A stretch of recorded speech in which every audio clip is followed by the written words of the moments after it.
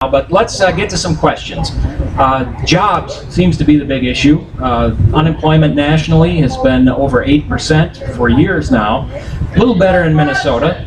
But is there anything that Congress can do about this? And if so, what should Congress do? And Betty McCollum, let's start with you. Well, Congress should be passing the President's job bill. The President has laid out a plan in which to put America back to work.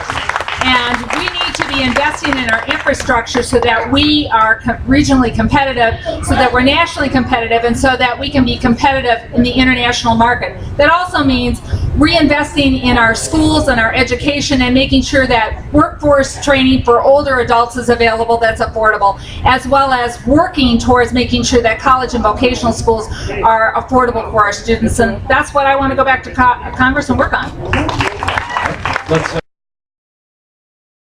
in order here, Steve, what would you do about jobs? Well, first of all, I don't think government doesn't create jobs, and the things that Betty listed really have been being tried for 4 years. They're not having an impact on the job situation. Our strongest creator of jobs is the free market system. It's our liberties, and the best thing that we can do is maintain the right of people to own private property and to dispose of that property as they see fit, to invest that, put it at risk as capital, and reap a return. And so we've got to stop bashing business. We've got to harness that. And don't forget, we're not just trying to get back to where we were. We want to lead the world or achieve some niche that we're comfortable with. All right.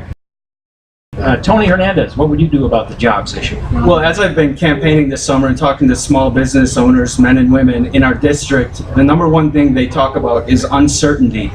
And the lack of confidence in our economy starts with Congress. Now, Representative McCollum talked about the gridlock that we're experiencing in Congress right now. We haven't had a budget in over 4 years. We're bleeding money. The national debt is skyrocketing, and the spending continues to increase and increase. The other thing that small businessmen and women are talking about are the taxes and the regulations that are strangling their business growth. One example is the excise tax in the Affordable Care Act that was placed on the medical device industry.